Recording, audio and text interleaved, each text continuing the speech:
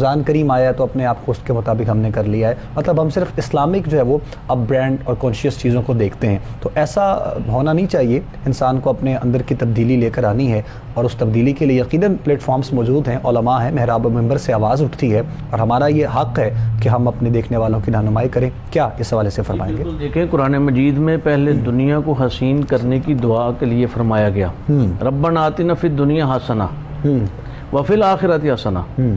دنیا کے بھی حسین, دنیا کا اچھا ہونے کی دعا مانگو, اپنے رب سے مانگو.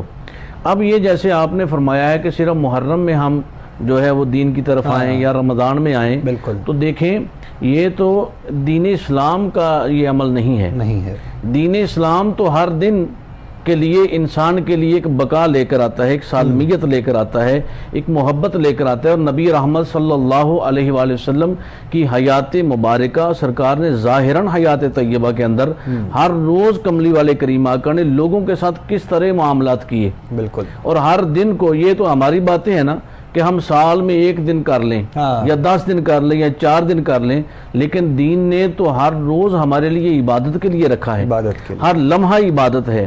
خیال کی دنیا میں اگر چلے جائیں تو ایک ہی خیال جو ہے وہ انسان کو جو مقبول بھی کر رہا ہے اور مردود بھی کر رہا ہے.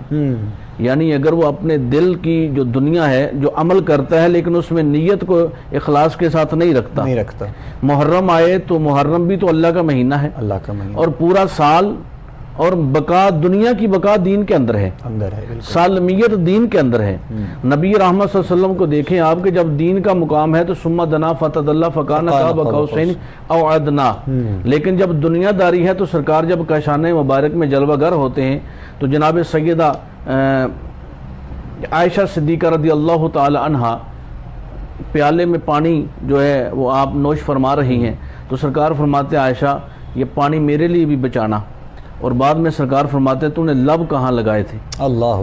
یعنی دنیا کو ہم دین کے دائرے میں جب لے کر آئیں تو ساری دنیا دین ہے, لیکن اس میں ہمارا جو طریقہ کار ہے وہ کیا ہونا چاہیے, فرق اس میں آتا ہے کہ ہمارا جو طریقہ ہے, ہمارے جو روز و شب کے معمولات ہیں. دیکھیں ایک انسان مسلمان جب مزدوری کرتا ہے وہ شام کو اجرت بھی لیتا ہے لیکن اس کا سارا دن عبادت میں ہے. لیکن اگر کوئی غیر مسلم مزدوری کرتا ہے وہ عبادت میں نہیں ہوتا, وہ اجرت ملتی ہے صرف. بالکل ٹھیک. یہ ہماری جو دنیا ہم دین کے مطابق کریں, مطلب یہ بھی خوش قسمتی ہمارے حصے میں ہے نا جی. ہر لمحہ, یہ سعادت بھی ہمارے ہر لمحہ کنتم خیر امہ کا اعزاز عطا فرمایا گیا. حالانکہ ہمارے اندر وہ کوالٹیز موجود نہیں, لیکن پھر بھی فرمایا گیا. کوئی بندہ حافظ نہ ہو تو ہم اسے حافظ کہیں تو وہ کہتے ہیں حضرت شرمسار نہ کریں, میں حافظ نہیں ہوں. اگر کسی کو حاجی صاحب کہیں اگر اس نے حج نہیں کیا تو وہ کہتے ہیں حضرت مجھے شرمسار نہ کریں, میں حاجی نہیں ہوں. لیکن اللہ رب العزت نے ہمارے اندر وہ کوالٹیز نہ ہونے کے باوجود بھی فرمایا کہ تم بہترین امت ہو. ایسا ہی کیوں فرمایا گیا؟ اس لیے فرمایا کہ اپنی دنیا کو سیرت مبارکہ کے مطابق ڈالو. جب نبی رحمت صلی اللہ علیہ وسلم کی سیرت کے مطابق ہم اپنی زندگی کو ڈالیں گے تو وہ ہماری زندگی دین میں آ جائے گی, اور ہر لمحہ ہم دنیا داری کے کام بھی کریں گے تو وہ دین میں شامل ہوگا, وہ ہمارا عبادت میں شامل ہوگا. اس میں تجارت کم نہیں ہوگی, تجارت بڑھ جائے گی. لیکن تجارت کے اعتبار سے جو آپ نے بات کہی ہے قبلہ, آج کل کے حوالے سے اگر دیکھا جائے تو کچھ چیزیں چینج ہیں, کچھ ہمیں تبدیلی اس حوالے سے نظر آتی ہے. مطلب تجارت, اپنا مال و زر جو ہے وہ بیچنے والا بھی اور خریدنے والا بھی, خاص طور پر بیچنے والے میں یہ چیزیں ہمیں دیکھنے میں آتی ہیں کہ وہ اگر اس کے دل میں, اس کے دل و دماغ میں بس ایک ہی چیز ہوگی تو ایک نقصان نہیں دیکھ رہا یا نفع ہی دیکھ رہا ہے تو وہ پھر عبادت میں تو پھر شمار نہ ہوا نا. بے شک. وہ سارے معاملات کیا خیال ہے اس حوالے سے؟ وہ تو پھر یہ دیکھیں جی, میں پہلے عرض کر رہا ہوں کہ نیت جو ہے انسان کا, اس میں سارا معاملہ, سارا دار و مدار نیت پر ہوتا ہے. بالکل ٹھیک. کوئی شخص کسی دکان پہ ہے, کوئی تاجر ہے, کوئی بھی کاروبار کر رہا ہے, لیکن وہ اس نیت سے اگر بیٹھا ہے کہ میں یہ روزی کمانے کے لیے بیٹھا ہوں اللہ کا حکم سمجھ کر, اپنے حقوق العباد کے لیے, اپنے بچوں کی خدمت کے لیے, اور پھر اس کے مطابق اپنا وہ منافع بھی رکھتا ہے.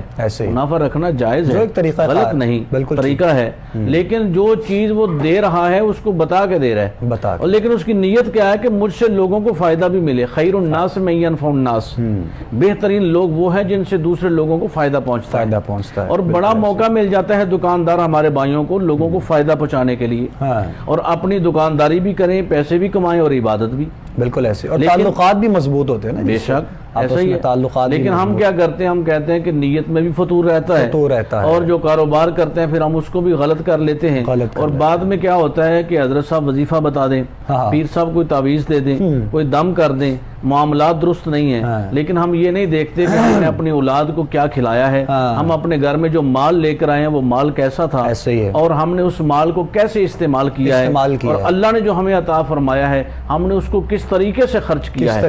دیکھیں نا, نماز پڑھ کے بندہ جنتی بھی ہے جہنمی بھی ہے, روزہ رکھ کر جنتی بھی ہے جہنمی بھی ہے.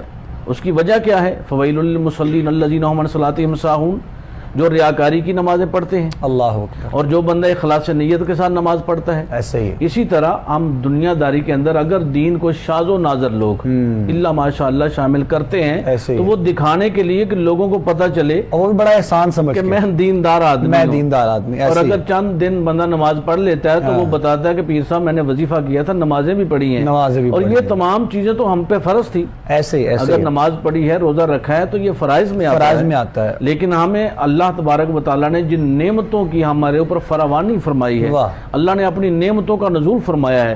موسیٰ علیہ السلام کا دور ہے, اور ایک شخص ہے وہ پہاڑ کی غار میں بیٹھ کر عبادت کرتا ہے. اللہ رب العزت نے فرمایا جاؤ اس شخص سے جا کر کہو کہ میں تمہاری عبادت رد کرتا ہوں.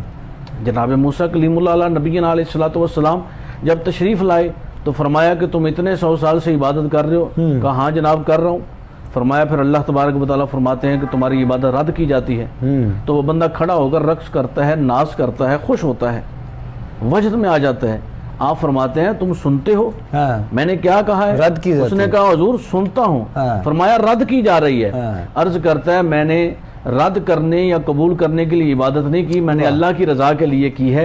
خوش اس امر پر ہو رہا ہوں کہ اللہ تبارک و تعالیٰ نے مجھے پیغام بھیجنے کے قابل تو سمجھا ہے, میرا شمار تو کر لیا ہے نا, اس فہرست میں تو شامل کر لیا.